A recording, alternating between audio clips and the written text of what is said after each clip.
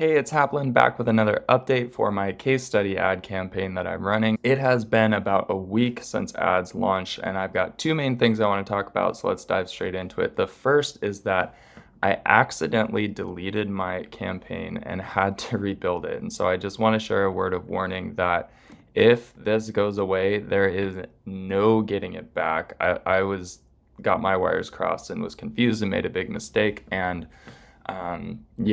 this is the same in Ads Manager too. If you're building an Ads Manager in the Meta side, it works the same way. Deleted campaigns are just like absolutely a non-recoverable, and it's just like a very hard consequence for clicking that wrong button. So I implore you guys to keep track of your assets. If you have copy and stuff, maybe have that in a Google Doc. I was lucky enough to have that stuff filed away, so it was really easy for me to rebuild, and that's why I've got the right name now, etc.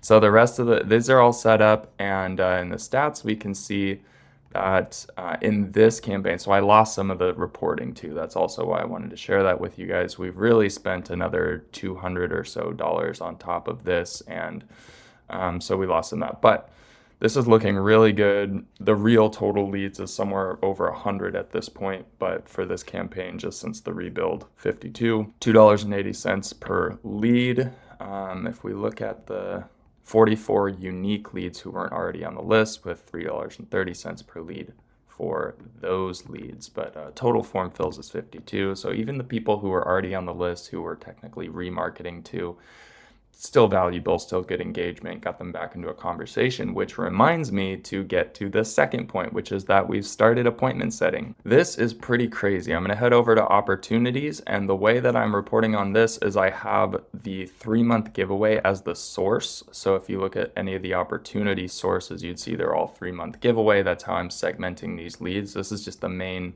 new member pipeline, and so there's hundreds of leads from all kinds of sources in here, but I just typed in the source to specify it, so now I'm filtering only to look at those sources. And these results are really crazy to me because the way the offer is functioning, a raffle for a 3-month membership giveaway, it's not really pushing people down the sales pipeline. They didn't have to book a tour in order to be eligible. We didn't want to kind of put that pressure on the leads, but it's just like a lead magnet, right? Just share your info, you're in the raffle. There's nothing else really to do. I have a message that engages them to try to get them in conversation, just to try to make that connection.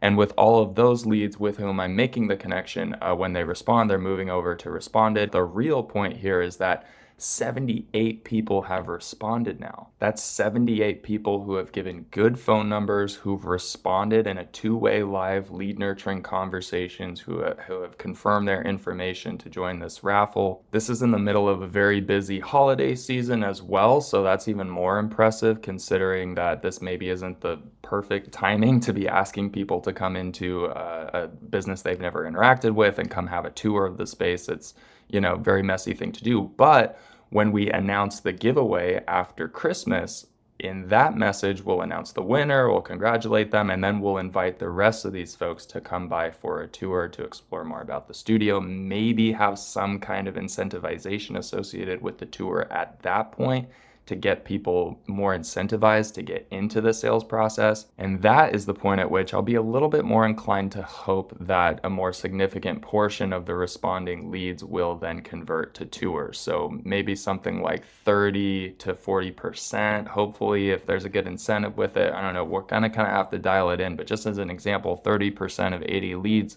is 24 appointments. So to have spent a little over half of the ads budget of $500, about 250, maybe $300 so far on ads, and to have gotten these kinds of results, and to be looking at crossing our fingers to hopefully setting somewhere in the neighborhood of 25 to 35 sales appointments for this business, that's a pretty good deal. And even just the screen we're looking at right now is already technically justified from a mathematical perspective, justifying the ad spend in terms of 5 tours being set, costing about $50 to $60 per appointment. If we close about 1 in 4, that's about $200 per close if we have to run 4 appointments in order to make 1 sale. But the average value of a sale to this business is somewhere between $600 and $1,000. So even if nothing changes from the screen we're looking at now in terms of conversion rates, we're spending $200 to gain somewhere between $600 and $1,000. That's a pretty good deal, especially for such a non-aggressive, such a weak offer that doesn't really even incentivize people down the sales pipeline. Imagine what's going to happen when we rerun this campaign and there is an incentive to actually move down the sales pipeline, and or when we remarket to these people. It goes to show that the real power here, it wasn't in the ad building or the ad targeting or any of those tricks. Obviously, it's good to be good at ads, but the real magic was in the follow up, the lead nurturing, reaching out to every single one of these 120 something leads and making sure that all of them got into a human two-way conversation that made them feel welcome, connected to the business, and now most importantly has gotten them into the marketing rhythm of this business for long-term reactivations, which we'll do when we announce the winner. In the new year, we'll do a New Year's membership push. I'm excited to see what happens in this campaign over the next couple days and then really over the next couple weeks, and especially once we get out of the holiday season, to remarket to all these leads directly via SMS, just continue the lead nurturing process essentially, and hopefully really improve this conversion to sales appointment. But the fact that we've already got a couple sales appointments on an offer that is not oriented toward generating sales appointments is really already a very good sign of things to come. Hopefully, fingers crossed. So, more updates to come soon. Thank you so much for watching. I'll see you in the next one.